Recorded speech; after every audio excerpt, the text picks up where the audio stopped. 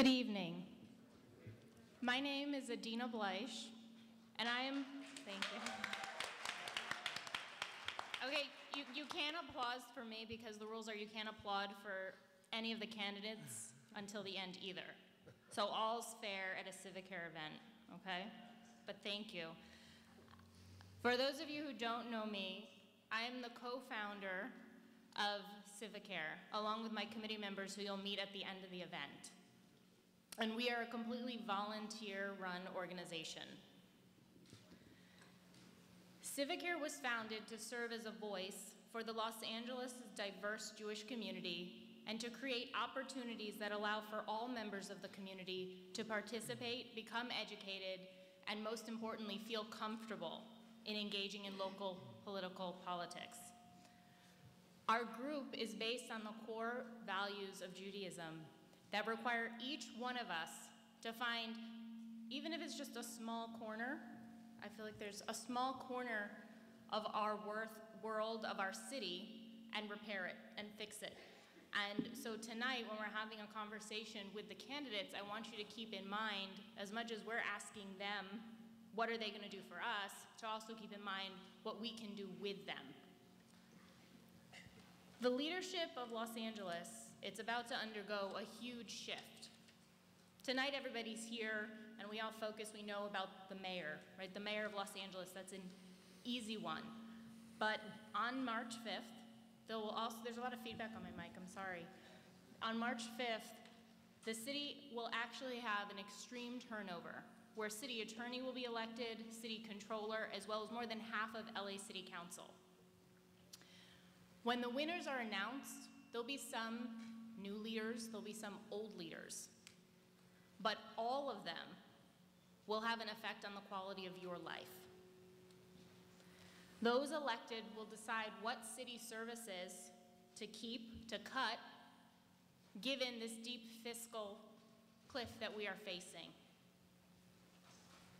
And tonight, we thank them. We thank each one of you for being here, willing to share your vision with the city for what you perceive, both in terms of your dreams and vision for the city, but also in terms of how you plan to manage the city, which is something that's often left out when we talk about what does the mayor do. Now, before I turn this over to our esteemed moderator, Mr. David Suiza from the LA Jewish Journal, he is the president, I want to thank all of our co-sponsors also for helping, to bring all of you here and to thank all of you for showing up to be part of this movement. A special thank you to Rabbi Top and the board at Beth Jacob and Alan Ishakakis who helped us set this all up, as well as we'd like to thank the current mayor of Beverly Hills, Dr. Willie Breen, and his vice mayor, John Mirisch, for joining us this evening, because we are doing an LA mayoral debate at a Beverly Hills synagogue. So thank you. At this time, thank you for being here. At this time, we're going to hear two short remarks from our funding sponsors, the Orthodox Union and the Jewish Federation. And I'd like to ask Rabbi Alan Kalinsky and Catherine Schneider to come up and please give those brief remarks. Thank you and enjoy the debate.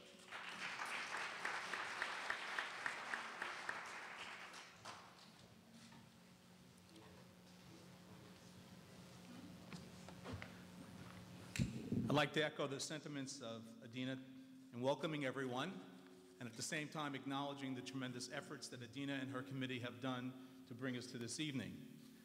As she mentioned a moment ago that this is a City of Los Angeles event taking place in Beverly Hills, I want you to know that this is not a precedent, because on December 20th, at the OU convention that took place in Young Israel, North Beverly Hills, we honored the Los Angeles Police Department. So this relationship, this symbiotic relationship between Los Angeles and Beverly Hills is really one that we all treasure. In place of a Devar Torah, I just want to add a perspective that really will help us recognize our responsibility and why we're here tonight. All too often, the religious community shuns involvement in the political process. Yes, perhaps we're involved when it comes to the land of Israel, but when it comes to local affairs, we tend to perhaps not give it as great.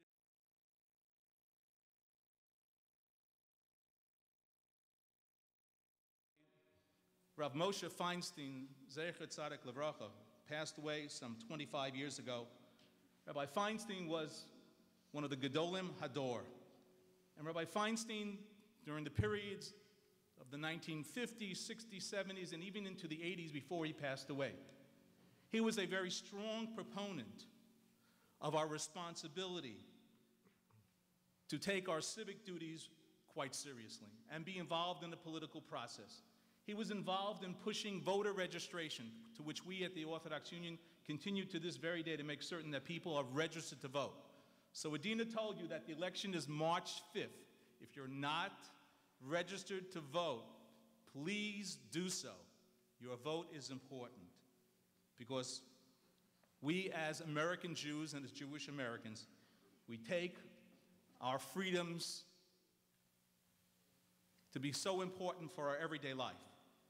And so tonight we are here this evening to hear the visions of the candidates for the office of mayor of our city. What Adina alluded to, and maybe she didn't say it clear enough, is something that we hope you take away from this evening. That all too often, we as citizens of the city make demands upon the elected officials, some which can be realized and be served to us. But at the same time, we can't always be takers. We have to be part of the process. We live in a wonderful city. There's so many wonderful things that makes us feel proud of being true Angelinos.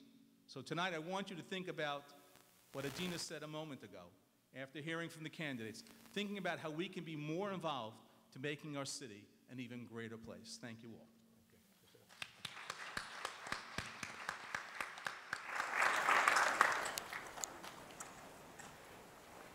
Thank you all. My name is Catherine Schneider. I'm with the Jewish Federation of Greater Los Angeles. It's wonderful to see you all.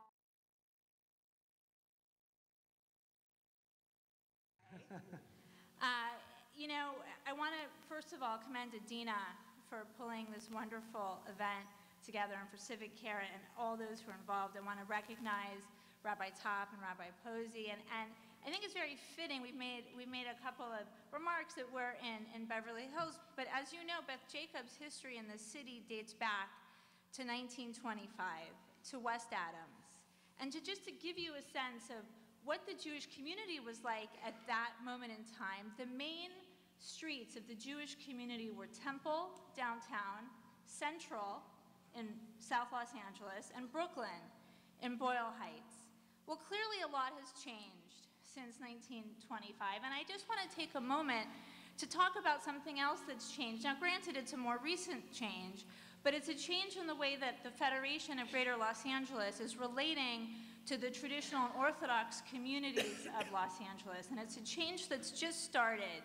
But the way we fund organizations have changed, and today we fund organizations like Eda Israel, and Bikur Cholim, and Friendship Circle, and Eleno, and Tomchei Shabbos.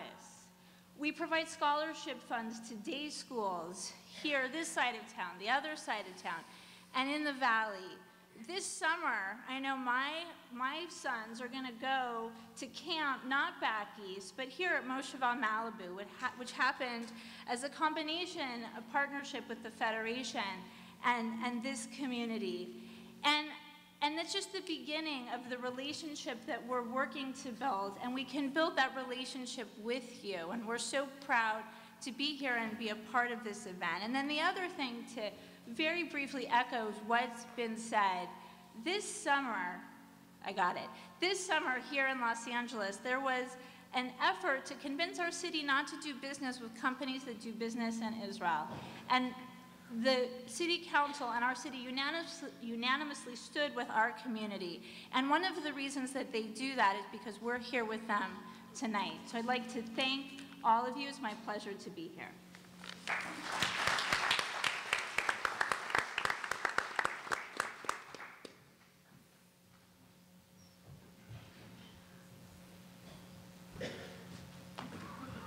Welcome, everyone. No plot. Tonight's an important night. Not just because the 7 members of my family will be watching this live in Israel and Montreal on jewishjournal.com. This is being live streamed. It's an important night because Los Angeles is an important city. In fact, Los Angeles is one of the most important cities in the world. And we have with us tonight 5 people who think they can run this great city and do a fantastic job. You'll see 2 themes evolving throughout the evening. The first theme is, how do you run a great city and do great things when you have a deficit that's greater than $200 million? In other words, how do you do more for less? I'm hoping that tonight we'll go beyond the cliches and the talking points and hear some creative, practical ideas that will move the city forward despite this very difficult fiscal environment. And the second theme you'll see evolving tonight is civic engagement. It's outrageous that 75% of eligible voters do not vote for mayor. If you vote for president of your country, you ought to vote for mayor of your city. So this is why this whole thing tonight is about civic engagement. And it's going to be one of the first questions we deal with. Let me spend a minute on the format. Each candidate will get 2 minutes for an introductory remark and a closing remark. After the opening remarks, they will each have 2 minutes to answer 5 separate questions. The questions will cover the following areas: civic engagement, education, transportation and traffic, safety, and of course, money, also known as our fiscal cliff. After the question period, Adina will hand me some questions that she will have gathered from the audience, and they will have been culled to make sure that they don't overlap with the questions that have already been asked. And each candidate will have 1 minute to answer the questions from the audience. And then after that, there'll be a kiddush in the shul for my daughter's bat mitzvah. All right. One note on the format. This is not like the presidential debates, although my mother's been telling all her friends that this is presidential debate. It's not. We're not going to see the back and forth that we usually see. We have 5 candidates here. If we were going to do a back and forth and follow-up questions, we'd be here until Shabbos. So consider tonight an introduction to 5 candidates. It's a very structured format. They're each going to speak for exact amount of time, and we get to hear what they have to say. But it's a very important evening, and I want you all to pay a special attention to these candidates. They work very, very hard. And this is a great city, and it deserves our attention. Now, we have a person somewhere here with a time clock. Where is he? The guy with the cowboy hat. So I ask all the candidates to please keep an eye on him. So now, without any further ado, let's start with opening remarks. We pulled some straws, so we have an order that the candidates already know about. And to begin with the opening remarks, we'll have Council Member John Perry, City Controller Wendy Gruhl, Mr. Kevin James, Council Member Eric Garcetti, and Mr. Manuel Plaites. Council Member John Perry. Thank you very much. You have 2 minutes. Got it. Okay, you just took a second away from me. Thank you very much, and I want to thank Civic Care for hosting this debate, and to Adina and her team. You've done an incredible job tonight, and I'm really happy to be here. When I was studying my conversion to Judaism back in the 1980s, Beth Jacob was one of the synagogues that I visited because I wanted to immerse myself fully in all aspects of Jewish life, and I haven't been back since, and it's really nice to be here. I am a woman who is African American, chose to become Jewish, and speak Spanish in a city where all doors are open to me. But it is my faith, my belief, and who I am that has instilled in me the importance of value-based decision-making, and has sustained me in my work, my personal life, and my desire to bring justice to the people that I serve. My responses to very tough issues have always been pragmatic, maybe not giving me a political advantage, but a desire to serve people who need jobs, people who need housing, people who need to be in recovery.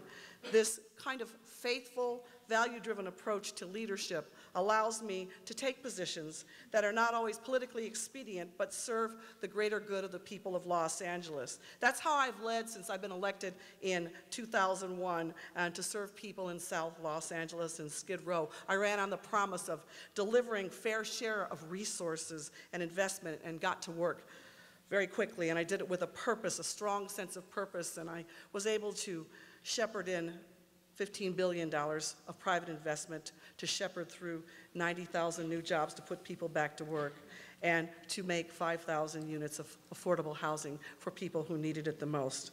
I want to rebuild, I want to refocus, and I want to restore Los Angeles as your next mayor. Council.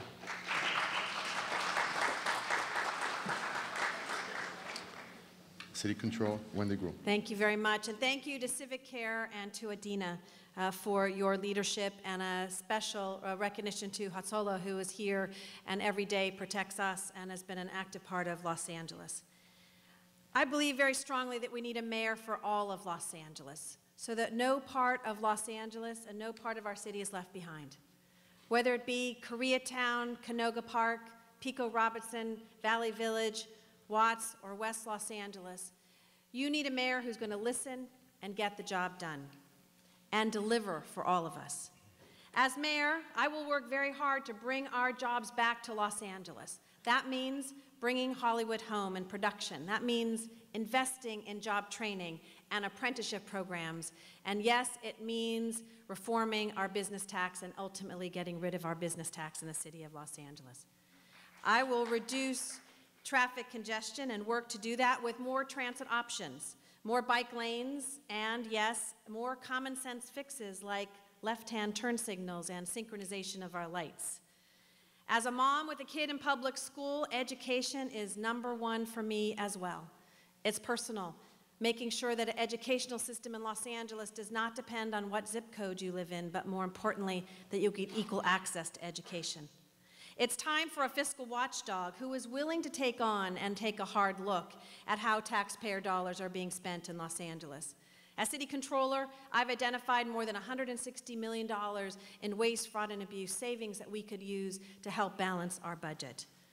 Not only do we need to cut wasteful spending, but we need to focus in on the crucial services that are so important in public works in our communities, and making sure that we have a strong reserve fund so that we're not in a constant state of flux of crisis and cuts and layoffs.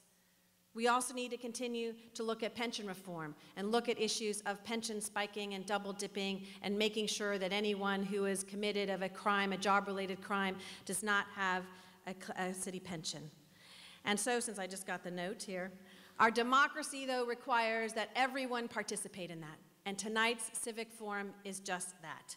I am proud to have stood with many of you and stood with Israel, and as mayor of Los Angeles, I will stand with you to make Los Angeles the great city I know it can be. Thank you. That went over by 12 seconds. Mr. Kevin James. Thank you to the organizers of tonight's event. I'm 49 years old. I came to Los Angeles 25 years ago. I came from the Midwest. And I came to Los Angeles because it was the land of opportunity. Los Angeles was a destination city. It was a city that if you wanted to succeed, all you had to have was a dream and the drive to do good. Los Angeles is your destination city too. Those of you that are native Angelinos, we all want to be here. Los Angeles is our home. But everyone in here knows that something has been missing from our city for the last several years. A writer at the Wall Street Journal said that Los Angeles is in a decade of decline. My opponents that are in elected office have been in office for a decade. They've made some bad decisions that have put us in crisis. We have a jobs crisis.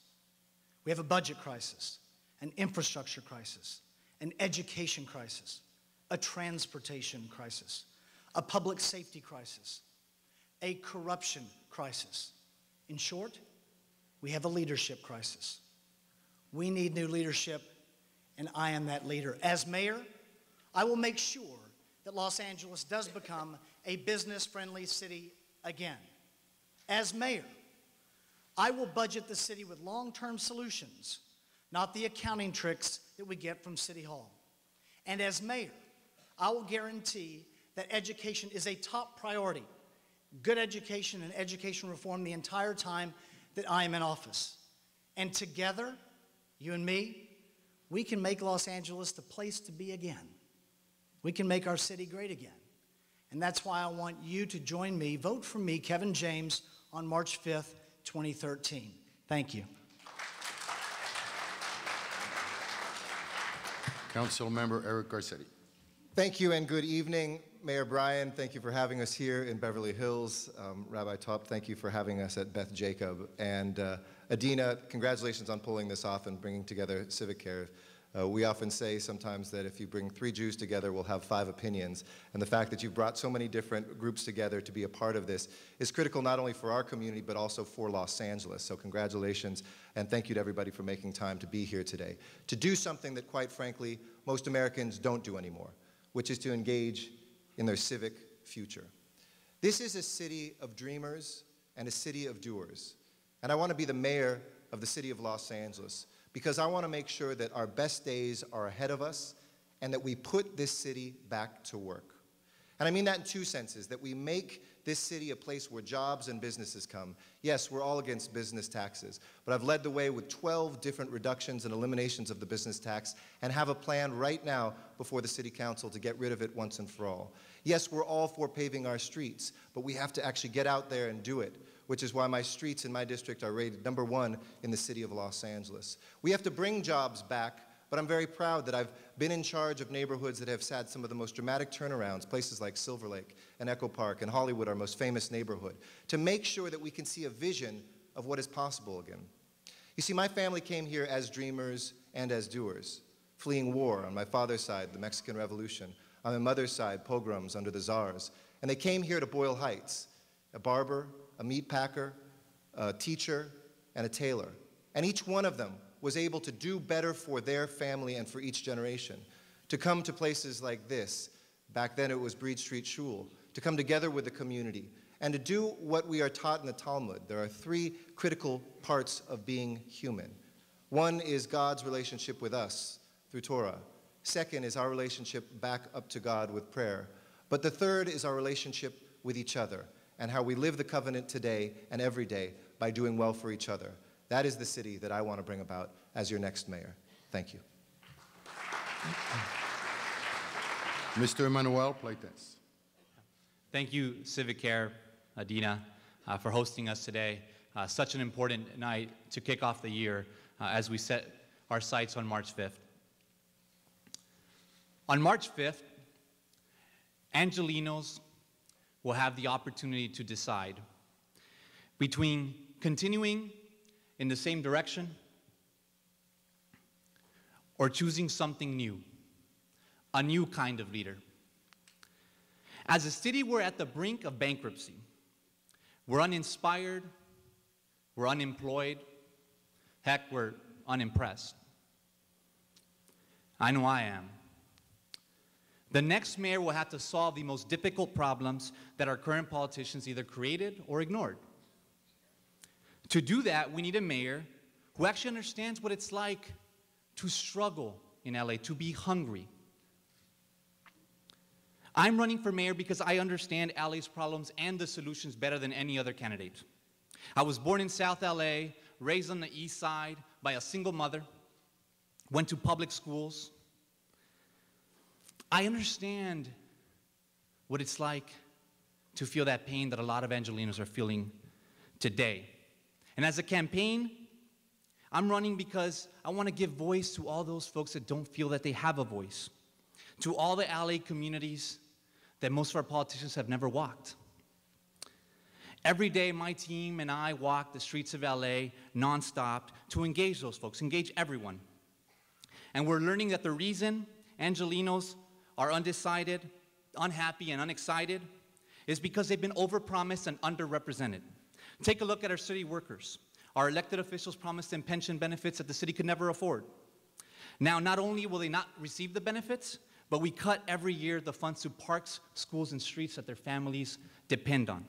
Our people are unemployed, our students are not graduating, and the people with the most need are getting the least attention. People didn't come here from all over the world for this. You'll hear our politicians blame the economy. Well, there's streets in South LA and Pocono that don't have sidewalks. That's not the economy's fault. That's neglect and irresponsibility. Now, I'm here because 1,000 people put me on this ballot to take us in a new direction, to take us in a direction that is about listening to Angelenos and responding and making our government functional again. Thank you. Thank you, candidates. Our first subject is civic engagement. Democracies thrive when citizens get involved, when politicians are not just accountable to special interest. And right now we have a situation where 3 out of 4 LA voters are not voting, are not getting involved. Now, it's clear that while you're running for office, you're going to do everything you can to get people to vote. But what happens after that? What happens after you get elected? What specific steps do you have in mind to get people to be more engaged with the whole political process so that they can be partners with you in helping move this city forward? Councilman Garcetti. David, I'm so glad you said that, because it's true. The usual political move is to run hard, walk door to door, win an election, and never show up again.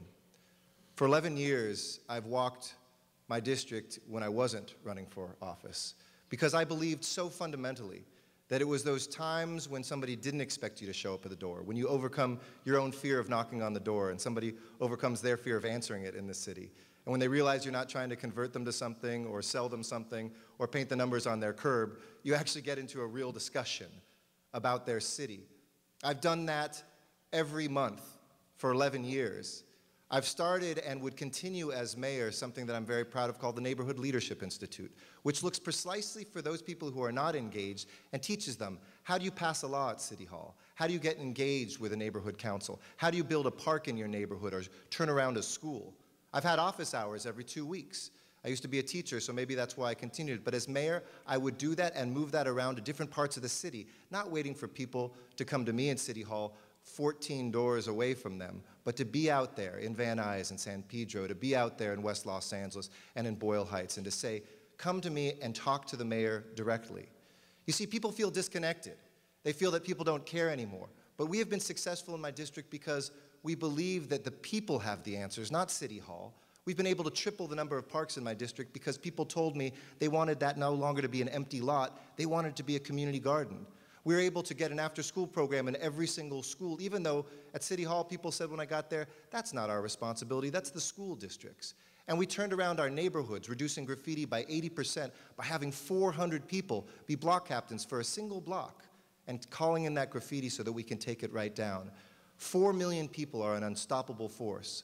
One person can do very little. As mayor, I will make sure that we multiply that out by having those neighborhood walks, those office hours, and those classes to teach people how to engage with their city once again. Thank you. I'm standing here today for 2 reasons.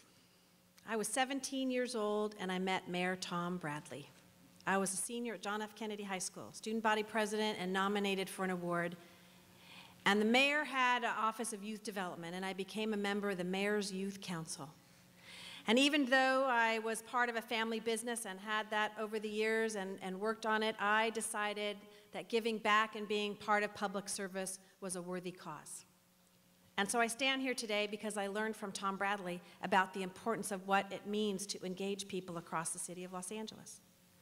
I'm also standing here today because I won my first election by 225 votes out of 30,000 people. Because I knocked on doors and I talked to people about the future of Los Angeles and the future of my district. And I took that experience of winning by so little bit of much, just about 55 votes up on election night, and said it matters that everyone have a voice. So I started to not only have my office hours every month, but I also made sure our offices were open late enough so that people who got home from their work could still call their council office.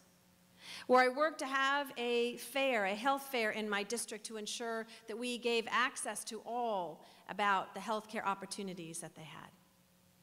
To making sure that I met with my neighborhood councils on a regular basis and provided them training about the issues related to fixing their street and potholes. I had the pothole patrol and the abandoned car patrol and the graffiti patrol. And as mayor, I will make sure that we engage at every step of the way. When I worked for Tom Bradley, we had city hall days. People would line up, sit in those chairs, and wait to meet with the mayor. We're going to do that not only in City Hall, but across the city of Los Angeles and communities from the San Fernando Valley to San Pedro. It is important that the public know that civic engagement is what we teach, but also what we do. And that is critically important. As mayor of Los Angeles, civic engagement will mean those from the top to the bottom will have access, particularly those in our communities, to the mayor of Los Angeles and be part of the solution. David, you can sum this question up, this question about the lack of civic engagement. You can sum it up with one word, and it's results. If the public feels like they are getting results from their elected officials, if you feel like you can make a difference, then you are going to participate. You're going to be excited about participating. You have an incentive to participate. And that hasn't happened in this city hall, at least not in the last decade. Now, obviously, people in elected office have to produce results. For one, as mayor, I'll spend a little time in town. That's something that needs to happen. It hasn't been happening in City Hall. I'll spend time with you. We will have regular town halls across the community, town halls of a number of different sorts. Town halls that are for parents of kids in K through 12.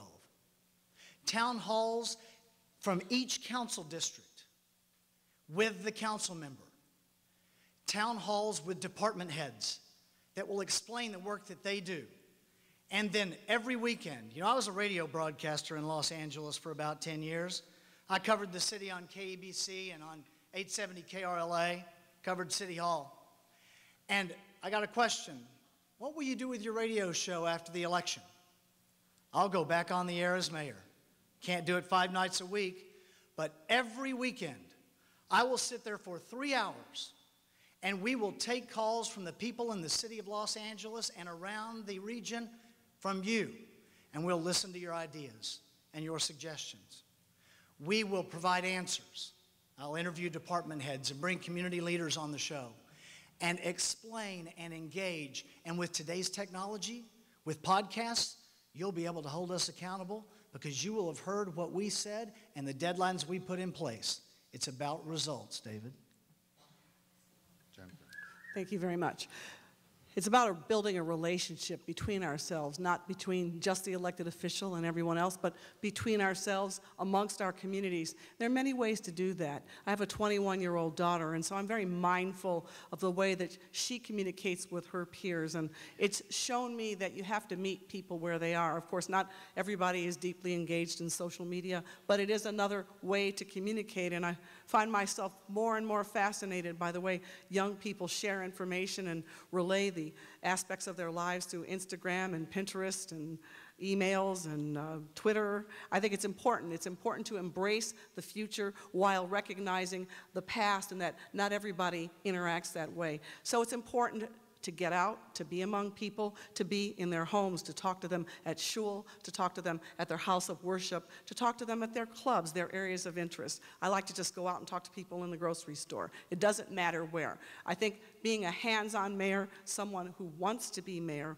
wants to continue to build relationships with people in all aspects of their communities, with seniors, with parents who have children in school, with people who are just starting out with their lives, to hear their concerns, their issues, and show them a pathway so that they can have their problems solved, that they can be a part of the problem-solving process. This is not a colonial society where we dispense and you respond. Everybody has to participate. Every accomplishment that I have ever made, I have never done alone. I have always done it collectively as the representative of a community, but always with community involvement, engagement, and as mayor, I think that it's important to continue that. Look, it's sad that the voter turnout in this election is going to be at about a quarter of the electorate. In fact, the communities where I was born and grew up, those numbers are even lower. In fact, they're actually half the size, half the turnout than some of the other parts in the city. In fact, that's part of the reason why I'm running, because I felt some of the communities in the city have not been engaged. Because civic engagement is not just about expecting everyday folks to engage with their government, but it's about government leaders, public servants actually engaging with everyday Angelenos. My campaign is all about that. In fact, we're as non-traditional campaign as you get. We've been walking for 6 months already, nonstop, in the most underserved communities especially, but all over the city, to make sure that we're engaging people face to face. Every day we get a new voter that says, no one has ever come to my door. No one has ever actually asked me what I care about, actually looked at me in the eye and says, I want you involved. There are many communities like that, many neighborhoods like that, and the turnout will go up if we do engage. Now look, I do have a track record as well as of engagement. I've organized healthcare fairs. You know, when I worked for Antonio Vergosa in the city council member's office, I actually did the first day of service on the east side in that neighborhood where I actually grew up. It was something that I pushed for. It's something that I believe in, that I'm passionate about. In fact, when we talk about all the other platforms in terms of how to engage, if any of you have heard of an organization called Voto Latino, I was their first volunteer, the first person that actually created their Facebook group, the first person that created all their platforms to engage people, especially a population that usually is not engaged in that manner. Look, we need to take a step further as public servants and go out of our way to engage. As mayor, I will make sure that we create an actual fellowship program that actually is going door to door for any Angeleno that wants to engage, where it's a formal program within City Hall, within the mayor's office, that's going to engage people and make sure we lift turnout and make sure we engage all Angelenos. Thank you, candidates. Our next subject is education. Great schools make great cities. But unlike New York, there's a big problem in Los Angeles, if you call it a problem. The school district does not report to your office, to the mayor's office. Now, I think to his credit, the current mayor was able to have a group of schools report to him, and he's shown some progress in that area. Obviously, for the Jewish community, education is something that's extremely close to our heart. There are many Jews that cannot afford to send their kids to private Jewish day schools. It's, you know, the costs are prohibitive. And we understand that there are no magical solutions. And we understand that you have severe constraints as a mayor because they really don't report to you. So this is one area where leadership and resourcefulness are going to really be critical. So in that spirit, we're going to start with Controller Wendy Gruhl. Thank you very much. The future of Los Angeles depends on our educational system, our kids. I have a son who goes to public school. He is a 4th grader at Colfax Elementary School. We've invested in our community and our schools. As I mentioned earlier, I grew up and went to public schools. When I worked for Todd Bradley, we decided that it was very important to engage with the public school system and created now a model program called LA's Best after-school program. We started in 10 schools. We're now at close to 188 schools across the city of Los Angeles. And we looked at the fact that what happens in our schools, after school and during school, impacts our neighborhoods. I've been a strong advocate and supported the important role that the mayor can play in the educational system, not only for ensuring that we have the resources from the state of California, but that we make sure that we're not talking about the grass tops, but we're talking about the grassroots. At our school, we have a principal who came in and changed our school from a 650 API to a 910, which if you didn't know, 650 was not so good, 910 is very good. But it changed, and a school was still a Title I school. 40% of the kids were eligible for free lunch. So when we talk about our future and the role of the mayor, it is not only about ensuring that we have safe schools. It is not only ensuring that we get the resources, but it is ensuring that we have that relationship, that we look at, yes, longer school years. My son's been out for almost 3 weeks. Compared to other countries and other states and other cities, we're in school less. When we look at the future of our schools, we have to look at holding our teachers accountable, our parents accountable, and yes, our kids accountable. And so as mayor of Los Angeles, I will continue the efforts to ensure that we have accountability, that we make sure that as mayor of Los Angeles, that our kids' education is number one. And I'm committed to that as a parent because it's personal to me as my kid is in our public school system. Kevin James. It is so frustrating that we find ourselves here tonight talking about an educational crisis in our great city. But we have one. And the mayor, because he doesn't have jurisdiction over the schools, the mayor must be willing to think out of the box, to use the power of the mayoral podium and the microphone to effect reform, to improve education. I like school choice. I want parents to have choices in where they're going to send their kids to school, whether it is a public school or a private school. So we need to find ways for parents to be able to implement those choices. I supported and was the media outlet, I believe the first media outlet, to provide a voice for the parent revolution and the parent trigger legislation.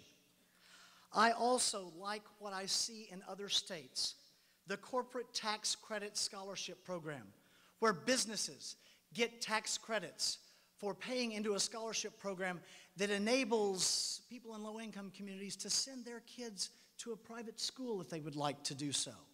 The same thing for individuals in the education improvement tax credits that we see in other states that work as well. I work with a group now in South Los Angeles at a Catholic school called Verbum Dei. We call it Operation Progress and Urban Compass. We have a work-study program. All of those students from South Los Angeles, about 60% Latino, 40% African American, are on a scholarship program.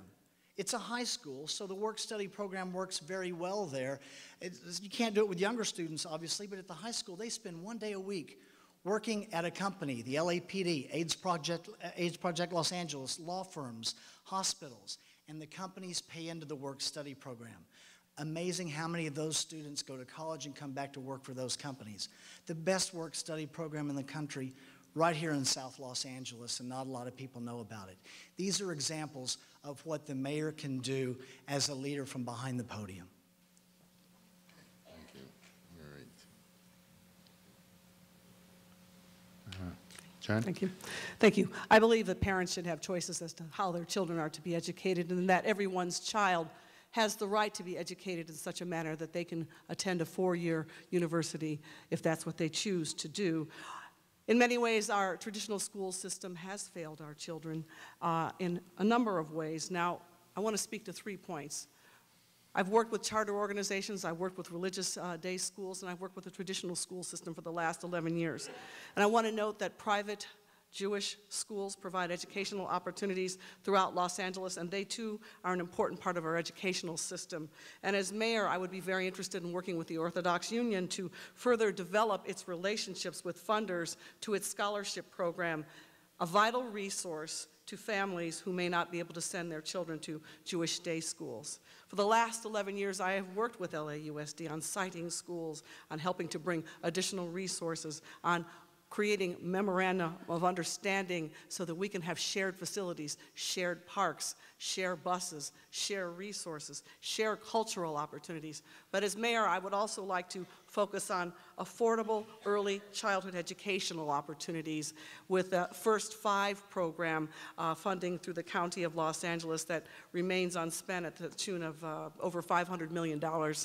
That could be spent on people's children to prepare them for kindergarten and early childhood education, and to strive to equalize charter school funding, and to create more initiatives so that everyone's child has a safe route to and from school. and to try to work very hard with the state and the federal government to create funding streams for broader curriculum choices for students. I've brought back arts and cultural opportunities to the young people in the district in which I serve merely by taking a bus budget, a deputy, and a desire to build relationships with the cultural institutions throughout the city of Los Angeles and ask them to provide it to these kids and to their families for free. I have to stop now. Okay. Mr. Pleites? Yeah. Look, the current mayor, for all the credit he gets of being an education mayor and my former boss, got it wrong. He focused on the governance issue, on who takes over who and who's running the school district. It should be about service delivery. It should be about providing more learning opportunities for all. Now look, I've lived it. I started at a high school where when I graduated, over 50% of my classmates did not graduate with me. I know this firsthand. This is my top priority, is to focus on education. But how? Education, from a mayor's perspective, needs to be a 24/7 responsibility, and we need to be thinking about every hour and every person that is not being serviced by the Los Angeles Unified School District. And that means people of all ages. That means all the people that should be in school that are not. In fact, in our city, 50% of them that are young, that are in school, that should be in school, are not. Those are the folks that the mayor needs to be focused on to address the graduation rates, to ensure that we are going to have an equipped workforce to take the jobs that actually exist. It needs to be tied to the economy. Now, how do you do that? When I was working in the White House with the president and his Economic Recovery Advisory Board, we actually worked on an initiative called Skills for America's Future, which was all about aligning the private sector, labor, public entities, and the workforce so we actually understand the skills misalignment. Because it's not about jobs, jobs, jobs. Jobs actually exist. Our workforce needs to get trained, and it's about education and training. That should be the focus of the next mayor. Now, how are we going to do it with our budget falling apart and the pension system? That's number one. Before we talk about any education funding, we need to address the pension system and fix that, because that's the only way we get back on a path on a solvency and back on a path to sustainability. Lastly, I want to make sure that however we solve education, that it's a mindset across City Hall that everyone is thinking about those graduation rates, because we need to make sure that every department is thinking about education. Councilman Garcia. Thank you. This is also a very personal issue for me, not only because I was a teacher before I came to City Hall, not only as the grandson of a public school teacher who answered President Kennedy's call to go into some of our toughest schools in the country and to try to turn them around, but mostly because California has always been known as the place that had great schools. It's why many of our families moved here. It's why many of us stayed here. It's why companies decided to come here. So the first thing I would look at, which I didn't hear up here, is the funding of the schools. You see, we're getting ripped off every single year. Proposition 98 that you passed says that we should be getting $7,000 per student a year. Now that's nothing compared to Massachusetts, which is $14,000 per year and shows their priorities versus ours. But we don't even get the $7,000. We get $5,700, and guess what? We only really get half of that up front, and the rest is paid in IOUs. So what does the school district have to do? Decide what to cut. And I've seen that. I've been an LAUSD parent. I've seen classrooms go from 22 to 40 in 1 year. So first, we need leadership from a mayor to talk about the funding of our schools. Second, we need to look at an education system that produces jobs. You might have read recently about that there was a proposal to kill off the avionics program in Van Nuys, where we've been training for years folks to become airline mechanics. It's been a great elevator, an escalator of opportunity for folks, and because of a few $100,000, folks said we can't afford to do that.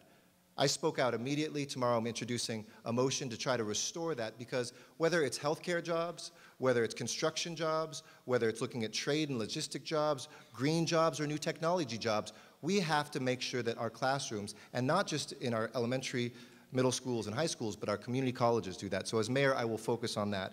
And then third, we have to break down the walls. This is not just the responsibility of the school district. I've used our city money in my district to build ball fields, after-school programs, libraries, to say that this isn't just the responsibility of the school district, but all of us. Those three things, funding, classes that leads to jobs, and breaking down those walls, can create a great education system once again.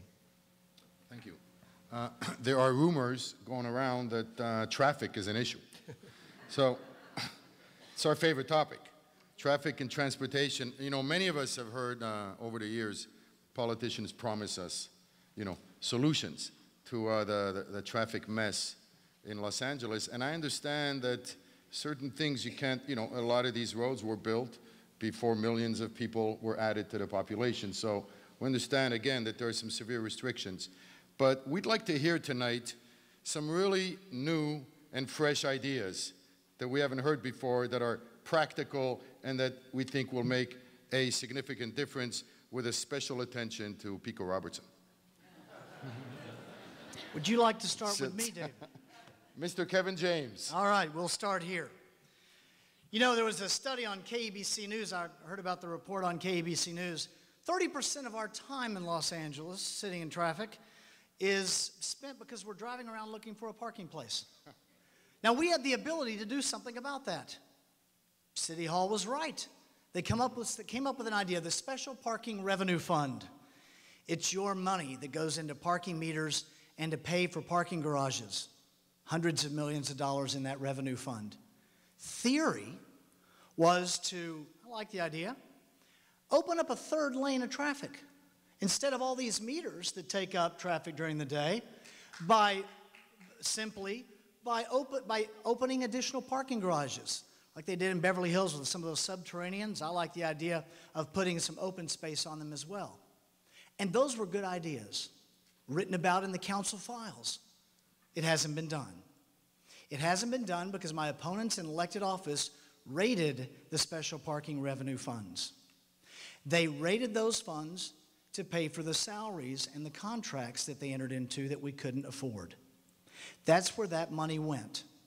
Now, what we could do is we could still put in some right-hand turn signals. Ms. Gruhl, the controller, mentioned left-hand turn signals. We need more of them. I would support that, obviously. Light synchronization, yes. But you know what a right-hand turn signal does?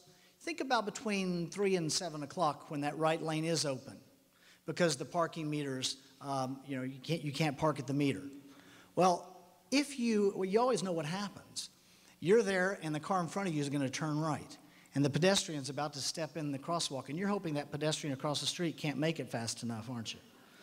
Well, if you will just studies show, if you hold up the pedestrian 20 seconds and put in a right-hand turn signal like we do in Century City, it's safer for the pedestrian because they're not competing with the car. The right-hand turn, the car making the right-hand turn can make the turn, and that right lane clears, and traffic will move about 30% faster. With more time, there's more ideas at my website for moving traffic at kevinjamesformayor.com. Councilmember Perry. Thank you. Some practical suggestions, some practical solutions. Obviously, we want to make traffic more efficient, and one of the most direct and pragmatic ways we can do this is to synchronize the traffic signals, but not just in people's communities, but into our neighboring cities, into Beverly Hills, into Culver City, into Santa Monica, and if you want to pick Pico, Olympic, Wilshire, synchronize that as it flows into Santa Monica, to pay attention, much more attention to goods movement. Goods, obviously, they equal jobs, but they also equal trucks, and we have to repave our major transit arteries where the trucks are coming and going from the harbor and the airport, so we can speed up the flow of goods and preserve jobs and not disrupt the life of people's neighborhoods. Better paving of our streets and sidewalks, obviously, it makes traffic quieter and it flows better. And to upgrade our intersections to increase capacity and to move vehicles through at a faster rate. Fix parking, take empty lots, dilapidated lots, and convert them into city parking lots. Couple of more specific examples. Fix the entire LAX campus road system and take leadership of the arterial roads that connect the infrastructure to the airport, to the car companies, to the rental companies, the hotels, and make a seamless transition for airport circulation for travelers, tourists, and people who work there and live in the area. Another example, the UCLA road system on and off campus. The arterials don't flow smoothly, and they're very narrow, and there's nowhere near enough parking in the area, and I know there's a lot of folks here tonight who actually live there, especially when you look at Olympic, Wilshire, Sepulveda, Veteran, and Westwood. Clean up those main campus connectors, no parking, repave, synchronize, restrict turning, bus stops off-street. All of that will help improve that community. And of course, the mayor has 3 appointments along with herself on the MTA, the Metropolitan Transportation Authority. Manuel? Sure. Like, no one's got to tell me about traffic when I had a job in Century City and lived on the east side, and my commute time was over 3 hours. Something I don't want to live through again, and something that as mayor, if maybe it's just my personal interest, that I will do something about.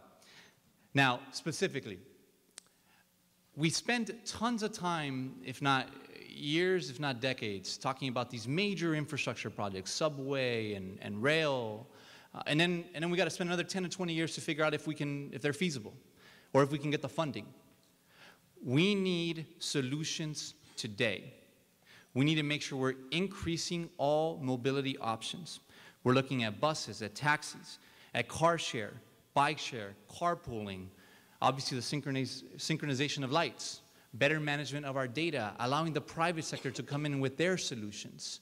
We need more modes of transportation, increased mobility so people can get from anywhere in the city, from home to work to recreation to back home to their friend's house. Right now, usually there's just one, and that's got to be your car. Right? Or if you take public transportation, it takes hours. As mayor, I will focus on making sure that I'm attracting private capital, private enterprise, so we're actually fixing our infrastructure system instead of praying that the federal government or the state government is going to give us more money and thinking of these grandiose rail projects. We need solutions today, increase modes of transportation, allow the private sector to enter, and make sure that people can get from anywhere they want to get in the city to somewhere else. You know, this issue isn't just about cars and buses and trains. This is about people. It's about our lives.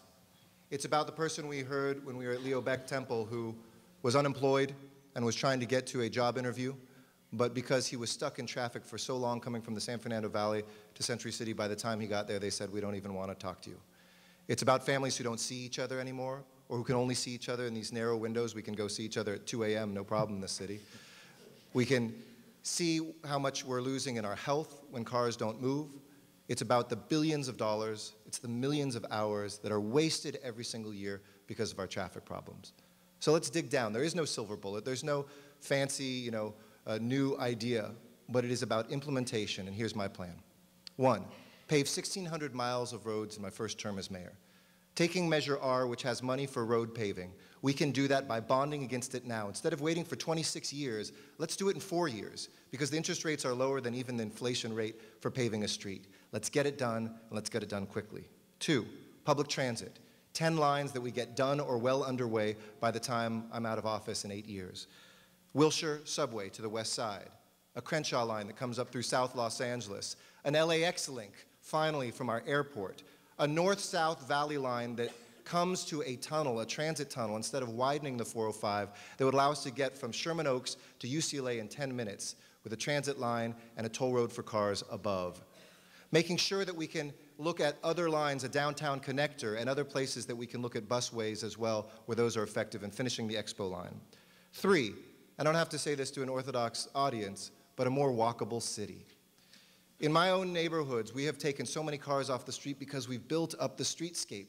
We've emphasized the pedestrian safety in neighborhoods like Silver Lake and Echo Park and Atwater Village, which used to be thoroughfares for cars, but now are places where people make the decision, why don't we go out to dinner in the neighborhood? Let's walk there ourselves. And we've increased that safety and made this a better town. A more bikeable city. Yes, car shares, as Manuel mentioned. We've done that in Hollywood for the first time here in the city of Los Angeles.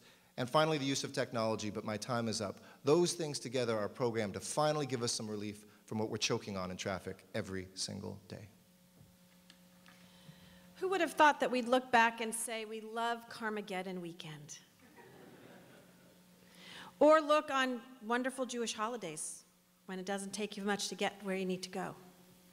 Or looking at this city when 1984 Olympics and everyone thought the world would end because we were going to be stuck in traffic.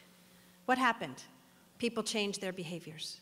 So when we look at planning for the future of Los Angeles and transportation, there are common sense solutions and there's long-term solutions. As a city council member, I fought for banning road construction during rush hour. Seems like a simple thing.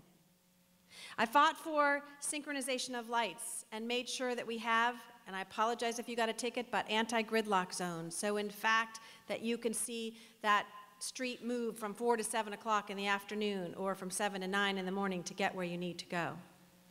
To looking at that synchronization of lights when you were doing the same time of doing your LED lights. To making sure that we looked at a long-term plan for the city of Los Angeles. Every year, we'd have to do something for the MTA and we'd create a new plan. And so I challenged the department to come up not only with a plan for the funds we wanted to get from the MTA, but a bicycle plan.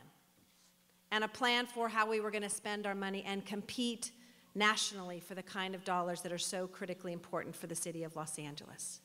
And when we talk about the Measure R dollars, and I was one of the leading proponents when it first came out, the importance of spending that money and managing it. There are a lot of people who can talk about doing something. I've demonstrated that I have the management skills and the experience to be able to ensure that those dollars that come forward from the MTA, that they link up and we do get that subway to the sea and the Crenshaw line and continue that Expo line, and to make sure that we have, as I did, funded a study that looked at specifically going under the 405. That was a basis in the beginning of what we needed to do to address the issue. But traffic is an environmental issue, it is a people issue, and it is for the future of Los Angeles. But it is not only about those transportation systems, but it also is about paving Wilshire Boulevard. Everyone has said to me, if you just pave Wilshire Boulevard, I will vote for you for anything. So that's my promise. Thank you. The most important responsibility of a government is to protect us, make sure we're safe. And I got to tell you, a lot of us have not felt very safe recently. We understand that violent crime is down, but there have been a lot of burglaries in our neighborhood. Over the past several years, the big question has always been, we need to hire 10,000 police officers. We're now very close to that goal. We're like 200 short. But at the same time, the overtime has been cut. So in our Western District, we have less policemen. And in the spirit of tonight, which is how to do more with less, being realistic, considering we have a huge budget deficit, what can you tell us that's believable in terms of improving safety? And we're going to start with Councilmember Jan Perry.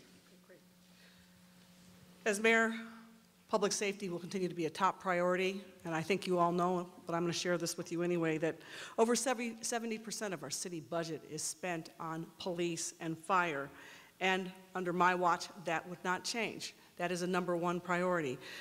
Even though our crime statistics show that they are at an all-time low, if something happens to you, you're not going to feel safe. So we have to continue to address the concerns of people in their respective neighborhoods. Furthermore, this is a core function. This is what government should do. And so we have to police and provide public safety in a way that is more efficient, more effective, and to use technology to take care of the officers that we have here now, to contain our overtime costs, to make sure that we are able to service their pensions and their health care costs, and to make sure that they are being treated fairly and that their contribution to their health care and to their pensions is done in a manner that is equitable and respectful of the station that they hold in the hierarchy of city employees. But it's also important to make sure that we can pay for them and not get deeper into debt. And that's why I think policing with technology may be the next wave of how we govern this city. I, for one, have represented South Los Angeles for the last 11 years. It's an area with very high crime and have been very effective in working with LAPD to put cameras in open spaces, in parks, so that it reduces the number of officers that need to be in a particular location, but feed into the police station or the division and help the officers police or actually be many places at the same time. I think that's something that we can all embrace throughout the city to make sure that people get treated in a manner that is fair and equal and provide a good police response time to people throughout the entire city. Look, public safety is something, again, that I have felt very personally. I have friends that I used to play baseball with or went to, my best friend in middle school, one in particular, that are no longer here with us because of gang violence. It's something that I have felt on a very personal level, and it's something that I will never forget. Now, our police and fire problems stem from our budget issues, and we need to fix the pension system. But if we actually dive deep into what we're talking about in terms of how we do it without having to increase any budget, it's not a numbers problem. It's not about more cops on the street. It's about better management. It's about being more efficient. It's about better data management and better aggregation and make sure that our technology is up to speed and is aligned and integrated. Look, I was a consultant at one of the best management consulting firms out there, and I've actually worked in the private sector with executives on how to deal with their data and how to have better response systems for their emergency procedures within their company. I was a technology executive who actually sold services to police agencies across the country and actually understand firsthand the problems of police agencies and how backed up some of our agencies are, including our very own LA Police Department.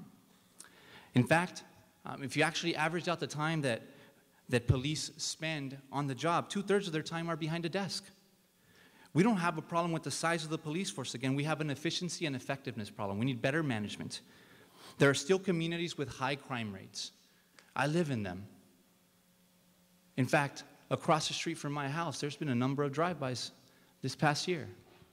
I've seen it firsthand. We need a mayor who understands it firsthand, understands the management issues, and understands the technology and innovation to make it better without having to ask more from the budget, but actually fix the problems and take them head on. That's what I bring as mayor, and in particular, I want to make sure that our police are more integrated with the community, because police shouldn't be intimidating our communities. They should be part of our communities, and that's how we're going to have a more harmonious society and really ensure public safety for everybody. Before we move on to Councilman Garcetti, I just want to note that there's a volunteer security force called LA Shmira that is actually, they're unarmed, and they're providing security tonight. Something that started in the Pico Robertson, Beverly Wood area recently, and I just want to note that they are providing security tonight, LA Shmira. Councilman Garcetti. Yes, thank you to LA Shmira, thank you to Hatzola. When we look at the partnerships that we can have, they're tremendous. And again, there's only so much that 10,000 officers can do. There's a lot that 4 million can do. I was raised in a household that was rooted in and devoted to public safety. My father was a prosecutor for over 30 years. My sister was a prosecutor. I was raised around the table hearing those stories and remembering the days when we had 1,000 murders here in Los Angeles. And this year we had a little bit over 300. That's way too many, 300 families broken, 300 lives lost. But it is a huge improvement of where we were. And this is something I will never compromise on as mayor. I've been very proud in the midst of a recession to not roll back the resources that we have in terms of the numbers of officers, even when we have cutbacks, because it is critical that we maintain the strength of that force. You see, it's part of a virtuous cycle. You asked for a realistic answer to this, a believable one. Well, this isn't theory for me. This is practice. Look to Hollywood. In Hollywood, we were able to make it a place that was more attractive to jobs. The LA Chamber of Commerce rates every single city council district each year, and this year I was #1. Last year I was #1 in terms of job growth, in terms of new business growth. When we had more money coming out of Hollywood, we could hire more police officers. When we could hire more police officers, more businesses wanted to come. When more businesses wanted to come, we had the revenues to provide the services to create more officers. It's a cycle. So we have to become a more business-friendly city in order to afford the police officers, get rid of the gross receipts tax, make it quicker to get a business open, make sure we attract and talk to CEOs directly and get them here.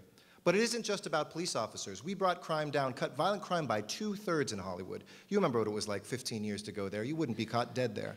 But now, when you are there, it's because we invested in intervention and prevention programs that I want to expand. When a 16-year-old girl in my district was shot and killed walking with her boyfriend a block and a half from a park in my district, we started a program that then the mayor built on and turned into something called Summer Night Lights. 32 parks now that are kept open in the summer times with art and athletic programs. We need to be strong on crime, but we have to be smart to prevent it as well. I remember a conversation when I was sitting at the Budget Committee, and I voted to keep the 10,000 officers and to continue to hire. And a woman at the table said to me, "Do you realize what you're doing?" I said, "I realize exactly what I'm doing. Public safety is number one. Businesses will not move to Los Angeles if we have a high crime rate. And yes, our crime rate is down lower than it's been since the 1950s. But if you are a victim of that violent crime, you want to make sure those officers are there. But it's not only about the police officers who go around your neighborhoods. It is also about the civilians that provide the services. And recently I stood up and said we should not lay off those civilian employees, because what happens to those civilian employees in LAPD if they're laid off? Police officers will fill those positions, just like police officers have filled the jail positions. So we will have less officers on the street. And so the decision was made to wait 6 months to lay them off. And then they would make a decision. And then recently the council said, well, we're going to lay them off. And then 3 weeks later they said, oh, we found $3 million, we're going to keep you. That's not good management from my perspective and about the important priorities for Los Angeles. Public safety is number one, and we have to find the resources and keep those resources there, and my history and my accomplishments have been keeping those dollars.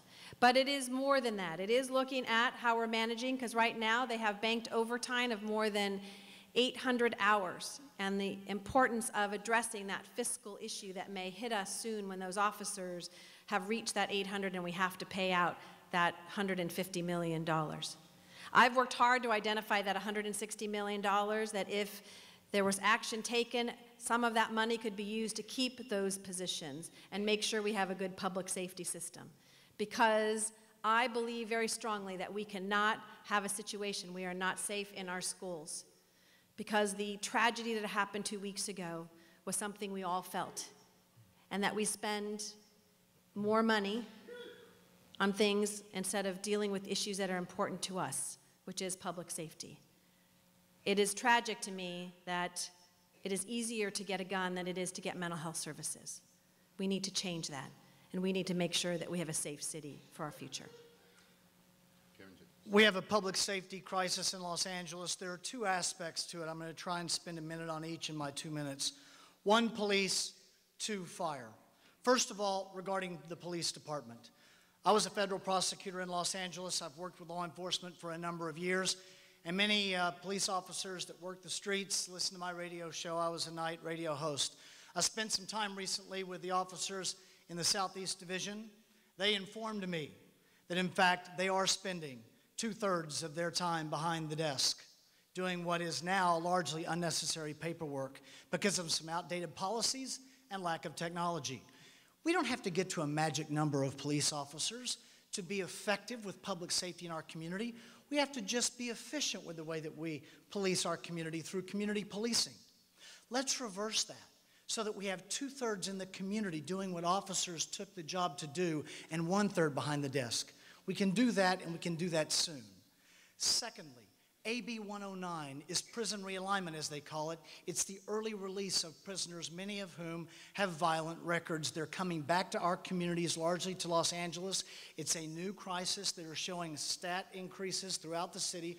We're going to have to deal with that. We need that additional officer time in the community without paying for additional police officers. By the way, we get that new added time without paying for additional police officers. Now, let's move to fire. We have a fire department response time crisis. You just heard about it this year, ladies and gentlemen, because it was in the election. This is nothing new. Controller Chick did an audit 10 years ago calling out the response time crisis. And my opponents ignored it, inexplicably ignored it, until some concerned citizens put it in the paper. Austin Butner, who was a first deputy mayor who was in the campaign for a while, went on a ride-along with the fire department. He discovered they're using Thomas guides, the fire department, and no GPS. And you wonder why we're having this problem with response times. They had bad data going in, and they knew it, and they allowed it to happen. The first thing we do in solving the fire department crisis is be honest with the information that we're dealing with. The banked overtime in the police department, by the way, it's hundreds of millions of dollars, and it comes due June 30th, 2014. Thank you. Our final subject is a nice cold reality check. The person who's going to win the election, become mayor, on the first day in their office, somebody comes in and tells them, you're starting with a $222 million deficit. That's not a fun way to start. And the whole country now, there's been a big talk about the whole fiscal cliff. California has not been immune. In fact, in many ways, California is even more trouble. LA has not been immune as well. So if you had to give the one reason for this, or in this situation, for this $222 million deficit, the one mistake, the one thing that happened, if you had to go back to change, and then what idea, what plan, what's the one thing you would do to fix that reason that you think lays behind this deficit, and how would you run a great city with this big dark cloud hanging over you? We will start with Emmanuel Pleites. In fact, the figure you mentioned, I hope it's that much. It could actually be more. In fact, if you actually look at the numbers, it could be a lot worse. And look, we have a real pension problem. We're actually on the brink of bankruptcy. This is not a joke. And why? It's because our elected officials that have been in office overpromised. In fact, they are on record where they regret the decision they made. That's a lack of leadership, a lack of foresight, a lack of someone asking the tough questions, a lack of saying whatever interest group is behind you to say, hold on, let me do the math, that's not going to work. If we actually don't do something about this, in 5 years, pension benefits are 50% of our budget. 50%. That means we're going to have to cut everything. No money left. We wouldn't be able to hire new people. The retirement security we sold our workers, no longer. That's what's happening. Number one thing for the next mayor is to address the pension system. If pension fund liabilities aren't addressed, it will force us to continue cuts. And just let me articulate so you know what those cuts are. Parks, repairing our streets, any education, any learning opportunities for our young people. I'm the only candidate who will actually lay out a solution, and I'm going to lay it out in the next couple of weeks so you actually see a detailed solution on how to deal with the pension system and what the next mayor needs to do on day one. In fact, it's probably too late to do it. The mayor needs to do it today. We need to make sure that all workers contribute more to the pension system. We need to raise the retirement age. We need to adjust the benefits formula. And we need to move closer to 401k-like plans. Yes, I said it. We need to have all options on the table and look at everything. And lastly, we need a mayor that understands the financial system and the markets and the economy. I'm the only one that's actually worked firsthand on a trading floor, helping company access capital, and having someone that actually knows how to deal and actually work out the math on these solutions. And we need to have innovative plans such as buyouts for all retirement plans. That's what the next mayor needs to do. It's tough decisions. I have no interest groups behind me, and I'm the only one that's unafraid to address them. So let's put this in context. It was projected 4 years ago that we would be at $1 billion deficit this year. The toughest recession in our lifetime took all of our revenues off the cliff. And while folks say this may be a math problem or we need to do this, some of us have actually been solving the problem. I was city council president for 6 years, and I couldn't be on the sidelines. I couldn't just say theoretically what I would do. I had to actually do it. And I have the strongest record of anybody on this stage of delivering pension reform. And it's not just about pension reform. It's about how many workers we had, and it's about our health care costs. We reduced our city payrolls by 5,000 people. To put that in perspective, that's the same level as when Tom Bradley was here with 1 million more people. I led negotiations with unions across the table, respectfully but tenaciously, that have produced hundreds of millions of dollars of pension reform savings that took that number down from $1 billion to $200 million. Healthcare that nobody was talking about, which had tripled in the last decade. For the first time, we have folks that are paying out of pocket for their healthcare premiums. We were paying zero before that. You think that was easy? You think that it's a fun thing to go to people and say, we need to take something away? But leadership is about telling people not what they want to hear, but what they need to hear. And the decision that you'll have to make about who's going to be the next mayor is who has had that experience directly in the fire of negotiation, of being able to do that and to deliver that. But we have to grow our economy because cuts are not a way forward for our city. We have to make sure that we have somebody who's a proven job generator, who's brought jobs here and attracted companies to the city, who's cut our business tax so that we can have a different conversation. You can project out bankruptcy tomorrow. Every time we hear from folks that were about to be bankrupt, it reminds me of that minister who said that the end of the world is coming, and then when it didn't come, he had to change the date. Let's get in the fight together and stop the finger pointing, and let's figure out a way to do the work that many of us did. Difficult work. Politically, it would have been easier to stay on the sidelines, and many did. But it is time for us to have a mayor with a proven track record of delivering that and who will make sure that that city's budget is finally balanced.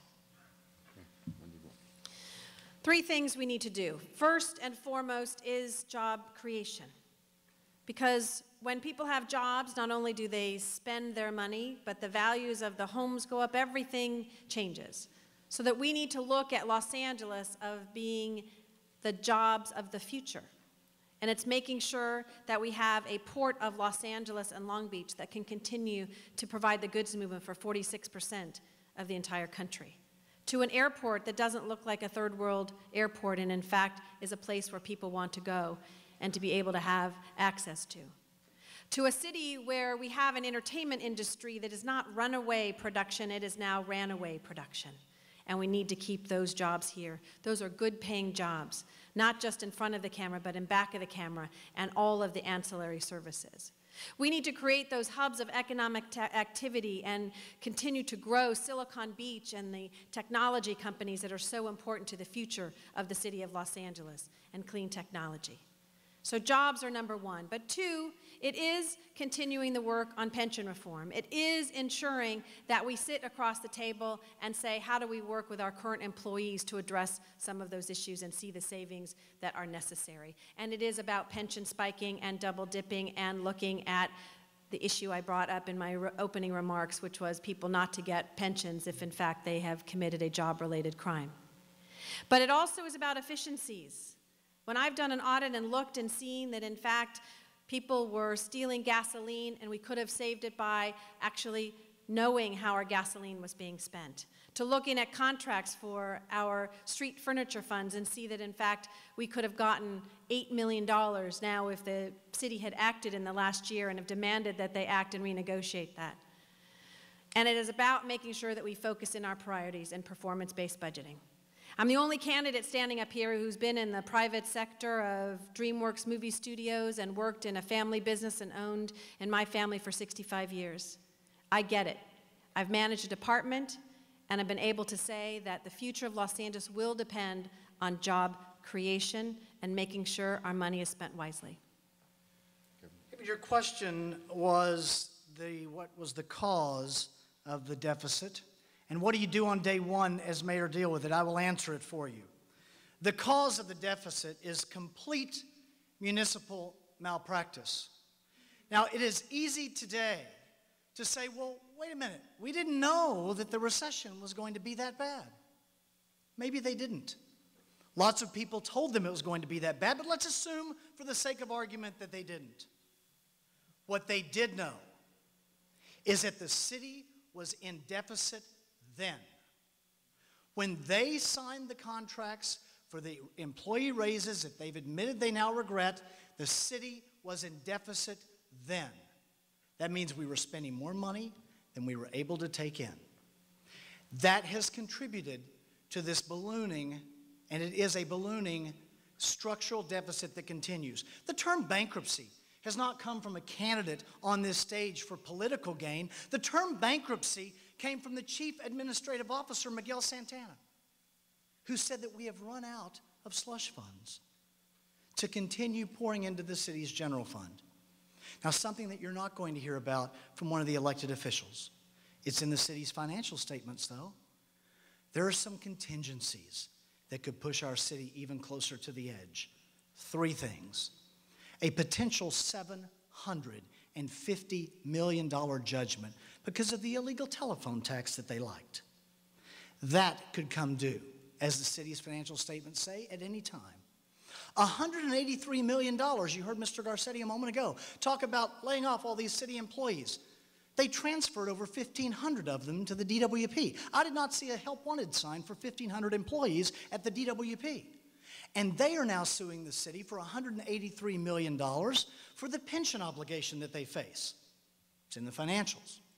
$522 million banked police overtime that the MOU could call due on June 30th, 2014. So we will be fortunate if it's $220 million. How do you solve the problem? They have given the new mayor the leverage of bankruptcy to use to negotiate with the unions. I'm a lawyer for 25 years. I've been involved in these high-stakes negotiations, and that's exactly what it's going to take to solve the problem. Let me answer your question. Hindsight is a powerful tool. And if we had the power to go back to 2007 and redo the memorandum of understanding that gave our employees raises, certainly I would go back and do it another way. But this is where we find ourselves now, and I'm a reality-based person. So we have to refocus on the core services that are mandated by our city charter: fire, police, planning, city attorney, libraries, recs, and parks. Core services. We have to question whether we should be in the business of running and owning a zoo, running and owning a convention center, and to see if there are other opportunities to get someone else to form a public-private partnership with us, or to, God forbid, say these words, privatize, contract out, have someone take over the operation, treat the employees that they take with them in a manner that is fair and equitable, but to make more revenue for the city of Los Angeles and to bring more money into the general fund. This is where we find ourselves, and this is what we must do. We also have to focus on future economic development.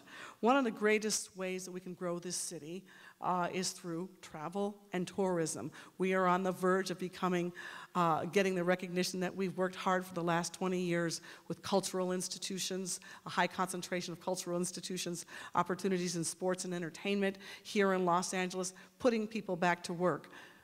We can take those opportunities and leverage them through agreements with the people who build those projects to make sure that not only do we hire and put our people back to work, but that whatever tax they generate goes back into our general fund. Allow them to reinvest some of that tax back into their projects so that we can get more projects built, more hotels built, put more people back to work. We've already put 90,000 people back to work. We have the potential to put 30,000 more if we're fortunate enough to get a new convention center and stadium. Okay, I want to thank the candidates. We will now begin our closing remarks. We'll start with Manuel Plaites, and then Mr. Garcetti, Kevin James, Wendy Gruel, and Jan Perry. You have 2 minutes. If you are happy with the way the job of our politicians has played out, then you should vote for them. What I see as a born and raised Angelino are elected officials as candidates with over 30 years of combined experience who vote about 99% of the time the same way. And together, we are now on the brink of bankruptcy. We have the highest unemployment rate than any comparable major metro area. We have the lowest graduation rates than any comparable city. I'm here because you deserve something different, something better, something that actually works. I'm here because I'm tired of calling baby steps real progress. We need bold solutions. I'm here because I understand LA's problems firsthand and the solutions to be able to address those problems better than any candidate up here. My campaign is about giving a voice to all of LA's communities, especially those that have been ignored the most by our politicians, especially the communities where I grew up. You know, there's a word I learned that sums up what I feel the mission of the next mayor should be. Tikkun Olam. I want to start healing the world by healing LA. LA doesn't need another politician. We need a true public servant. I'm running for mayor because Los Angeles needs a new strategy, a new perspective, and a new kind of elected official.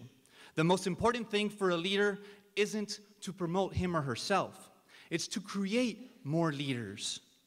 We don't succeed if our communities, especially the most downtrodden, don't succeed. I grew up in some of the roughest neighborhoods. I graduated from public schools, but 50% of my classmates didn't. I went to Stanford University. I was appointed by President Obama on his economic recovery team. I worked for some of these country's top companies. And where am I now? I'm here in front of you, ready to present myself as your public servant, your mayor, your leader of this great city. That's leadership. It's not about money. It's not about fame. It's not about the next election. It's about you, it's about your families, it's about creating the best future for our city.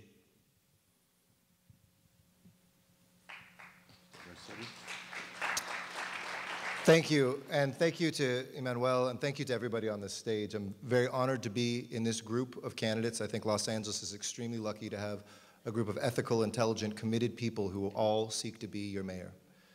The question is, who will you choose to be your next mayor? I want to be the mayor because I see that the best days of Los Angeles are still ahead of us.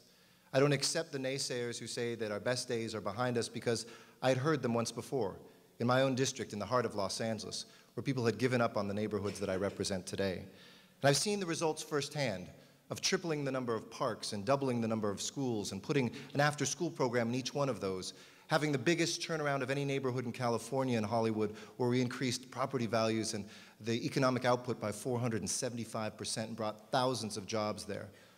I've seen people who believe in Los Angeles, and I want you to believe in Los Angeles again.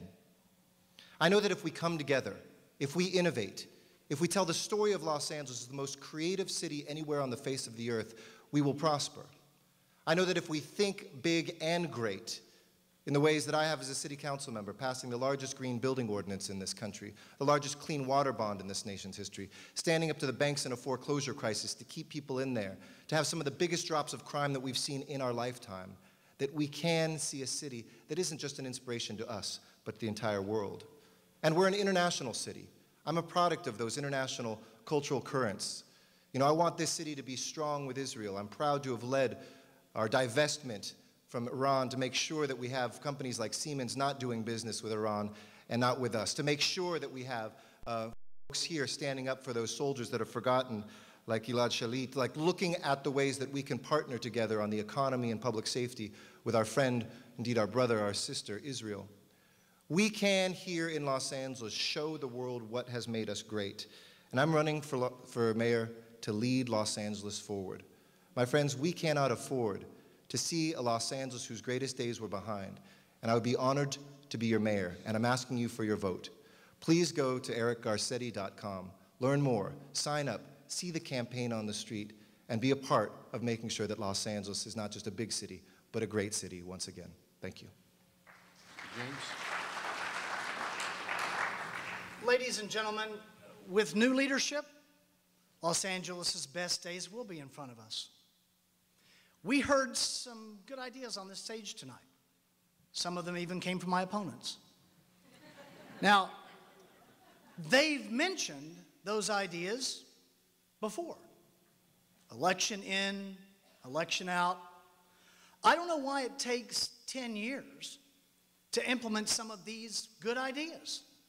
It shouldn't take 10 years. I don't know why day one of year 13 for them is the right time to implement these ideas. We are living in the proof that they cannot implement the ideas that they put forward. Now, there are several reasons why. They get resistance from the special interests that support their campaigns. An exhibit, they've been talking about the elimination of the gross receipts tax for 10 years. They've impaneled so many business tax advisory committees, we've got BTAC alumni running around the city. And they haven't done it because they always run into that resistance from the special interests. To eliminate the gross receipts tax, which is taking money off the top, sometimes you have to be willing to fight, like we will do so on pension reform.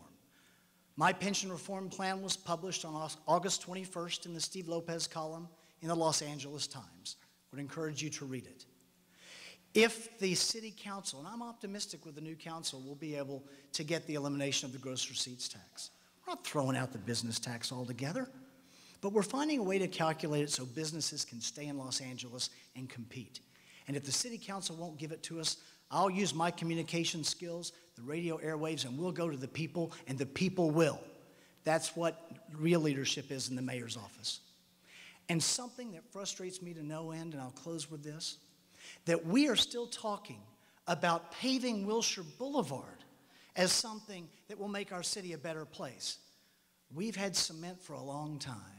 We should have paved it long ago and maintained it, but they've drained the money from our ability to do so.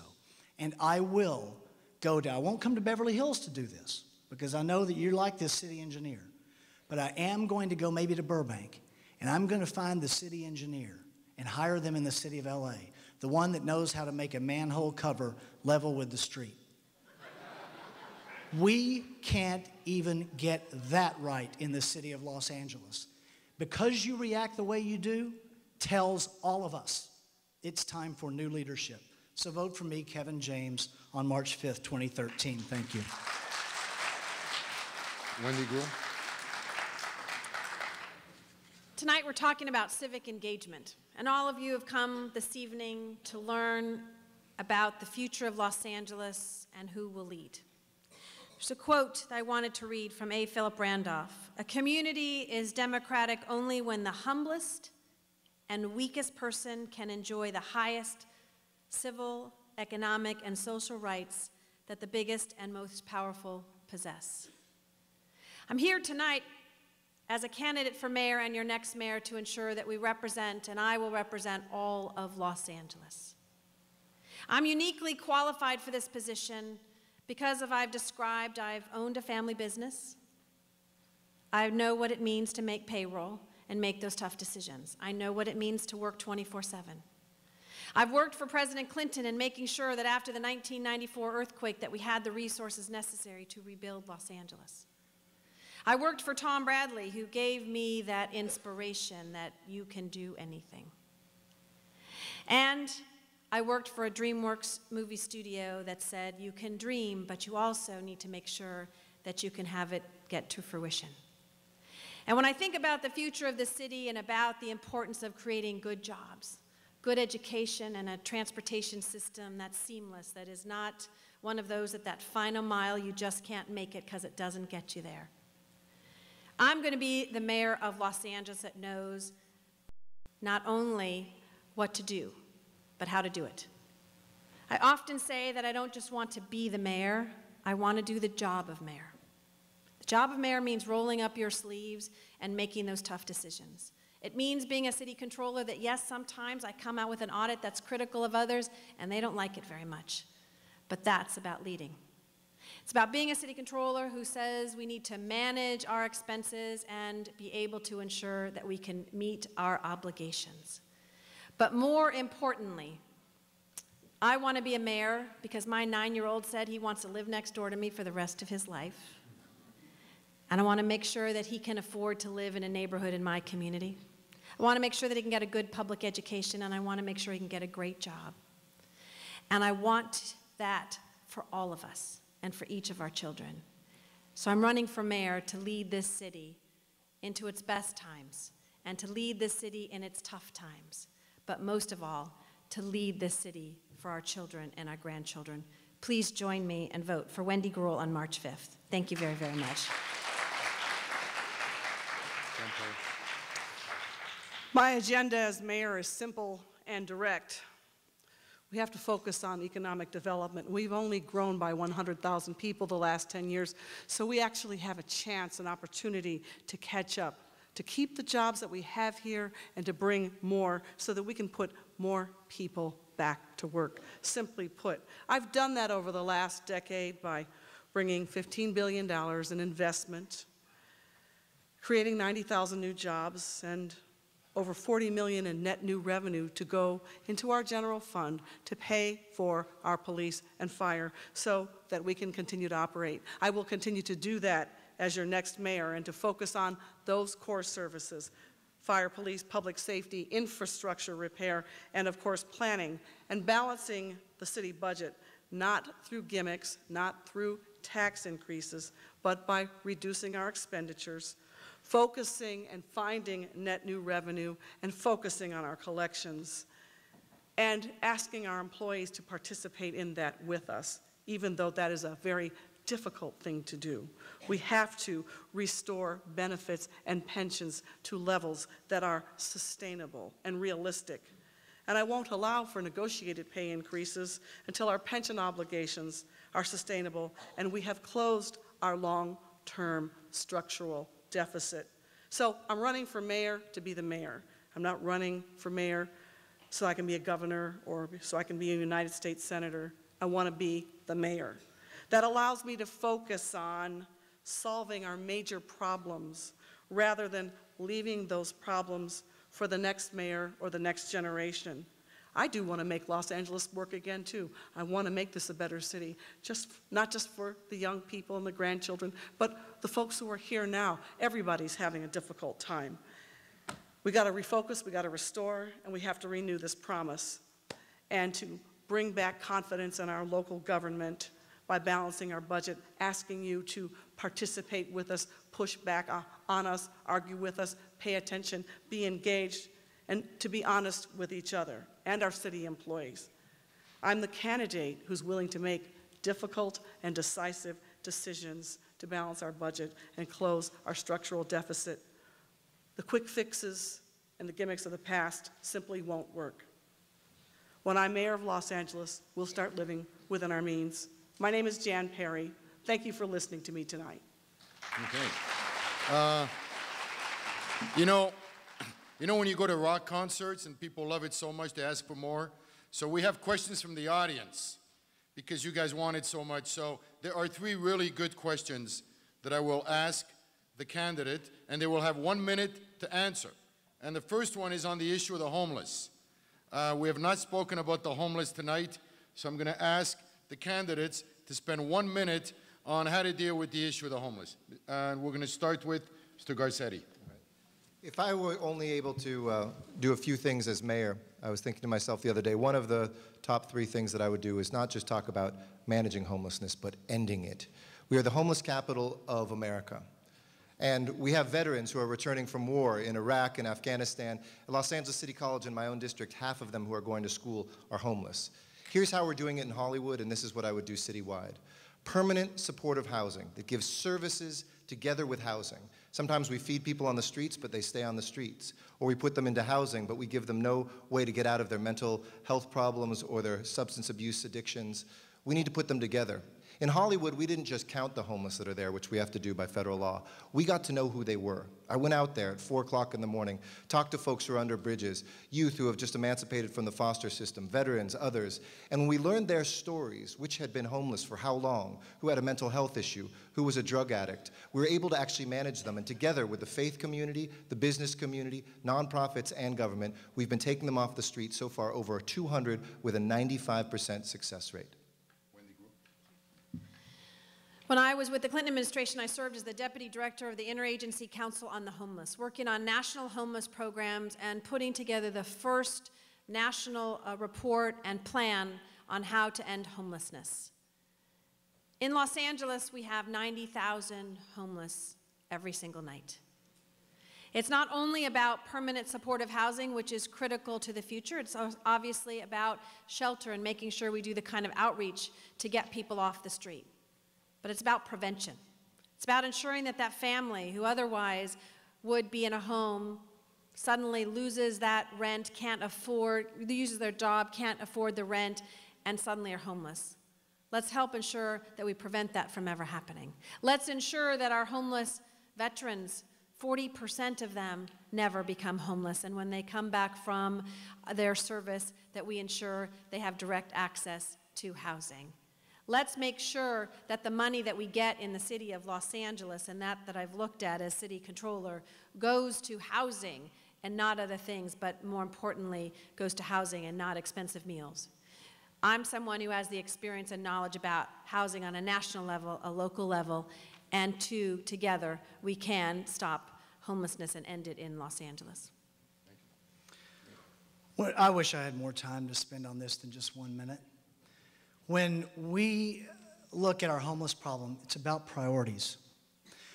I was the chairman for a number of years of AIDS Project Los Angeles, the co-chair. And we had a homeless problem with many of our clients who had lost their homes, stricken with AIDS. And our housing assistance program was very important. There are a number of things we can do in the city. We can convert existing city buildings that are unused. I have a position paper. I've published position papers not just on my website, but in numerous places, Huffington Post, City Watch, a lot of places. If you go to my website at kevinjamesformayor.com, you'll see my position paper on homeless. But if you do anything on understanding how this city has not made it a priority, Google two things when you get home. Google Gensler architecture and Skid Row in a Steve Lopez column. And he talked about how in City Hall, they took $1 million federal community block grant that was supposed to go to Skid Row, and they re-earmarked that towards Gensler Architecture, one of the richest architecture firms in the country, so they could decorate their offices in the Jewel Box building. It's about priorities. Read that LA Times story. Don't take my advice here. I represented Skid Row for the last 11 years, and my focus was building housing with wraparound services for the people who inhabited those buildings, and it was very targeted. Some of the housing was for seniors who were homeless, people who were recovering from substance abuse and mental illness, housing for veterans, housing for people at all stages of life. Not only did I do that, I went out once a month with providers, mental health outreach workers to talk to people on the street and to convince them to come in for services. A very difficult task to do because you can't force people to come in for services. You have to convince them that they did it on their own, and that's something that we need to continue to do. But one thing you should know, Los Angeles, the city of Los Angeles, has over 50% of the homeless people in the county of Los Angeles living in the city of Los Angeles, in downtown Los Angeles, and yet we do not get our fair share of federal funding or funding from the county to provide social services, wraparound services for the individuals who are living on the street. That needs to change, and as mayor, that is something that I would focus on. Like pretty much every politician I've ever spoken to says that they care about the homeless population, right? But it's not about just giving a lip service. We need someone with real leadership who's going to actually address it head on and not just accept it. We can't accept that we have the biggest homeless population in anywhere in the country. It is unacceptable. And yes, we need to make sure that we do provide some kind of shelter, and we have more money going that way. But what happens is that when we are dealing with the budget crises that we have, the constituency of the homeless doesn't have the same big lobby power, and they're one of the first things that gets cut. We need a mayor that looks across the board and looks at where the public investment dollars are going to create the largest yield. And that's making sure that we have shelter services, mental health services, and make sure that we're looking at which homeless can actually have some skills training to get back into society.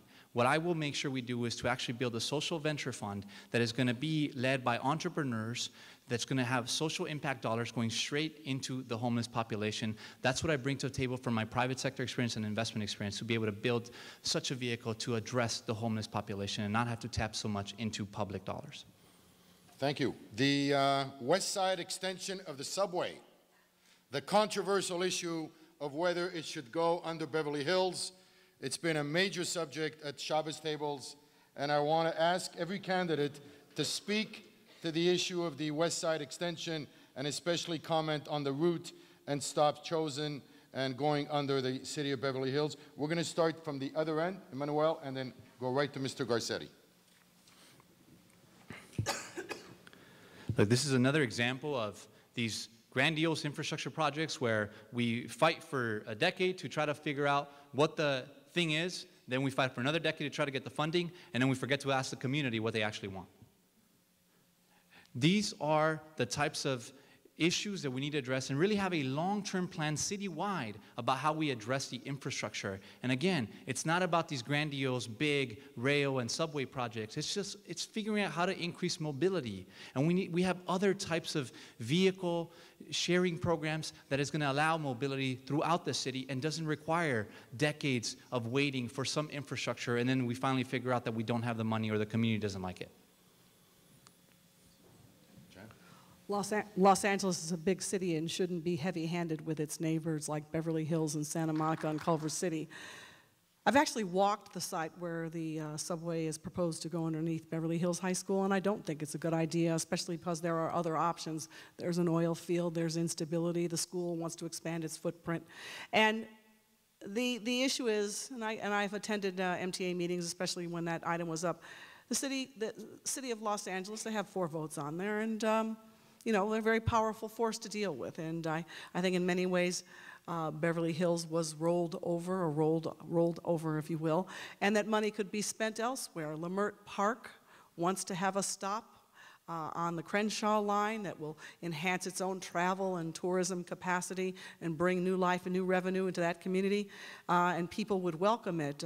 This fight about whether to go underneath the Beverly Hills High School rages on, still yet unresolved, and we shouldn't have to be in a deadlock like that. We need to be able to work it out. City of Los Angeles is the biggest. They should be the most forthcoming and the most gracious. This may surprise you, I've published a position paper on this issue as well. Look, the city of Beverly Hills did and the Beverly Hills School District did a very good job of pointing out and describing the dangers and the risks that are associated with tunneling under Beverly Hills High School. I've worked for about 20 years in Century City, the Twin Towers and right around there. I'm very familiar with the area, of course. We need an alternative route. The route that's just a little bit over towards Santa Monica Boulevard is an alternative. There are questions. I think the city and the school district did a very effective job of asking conflict of interest questions between the developer and the interests that decided to tunnel under Beverly Hills. It is not worth the risk, given the school, the lives that are in that school, and the nature of the gases that are under the school, and the energy and the oil. We need to find an alternative, and I know that there's one that exists, as I mentioned, near Santa Monica Boulevard.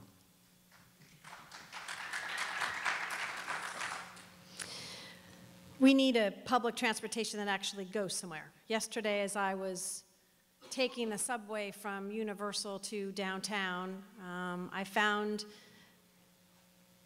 it a conversation I was having in my head about where we were going to go and have this transportation system when it happened in my lifetime that I could take it to the west side. Clearly, we need a transportation system that does go down Wilshire Boulevard and connects with Century City. It is a hub where people not only are working, but are going to live. I think it is important, as mentioned, that the relationship and negotiation with the city of Beverly Hills and the school district continues to have that dialogue to ensure that everyone is safe. But I do believe that there should be a stop in Century City, and believe that the conversations, as I understood through MTA and others, are still ongoing. Because we also stopped for 20 years not doing the subway under Wilshire Boulevard because of the Ross Dress for Less explosion, and found that, in fact, there were ways to ensure the safety of everyone under Wilshire Boulevard. I believe that conversation should be ongoing to ensure the safety of the students, as well as ensuring we have a stop in Century City. You know, I think all of the folks up here have highlighted something I've been speaking a lot about in my campaign, which is that Los Angeles City is the 800-pound gorilla everybody loves to hate, because we never listen to anybody. Getty House, which is where the mayor lives in the city of Los Angeles, will be a second home to the 87 other mayors of this city. In fact, 2 or 3 times a year, I will open its doors for us to proactively talk about things that are happening in transportation and public safety and economic development, to say, what can we do to get out in front of this so that we don't have these problems? But also be a straight shooter on this and answer it very directly. I do support the route. I'm very optimistic that the negotiations that are going on right now between Beverly Hills and the school district can resolve the public safety issues, can resolve the transportation issues, and can solve the economic issues of getting this subway done. This is the most important public transit project we have in the city of Los Angeles.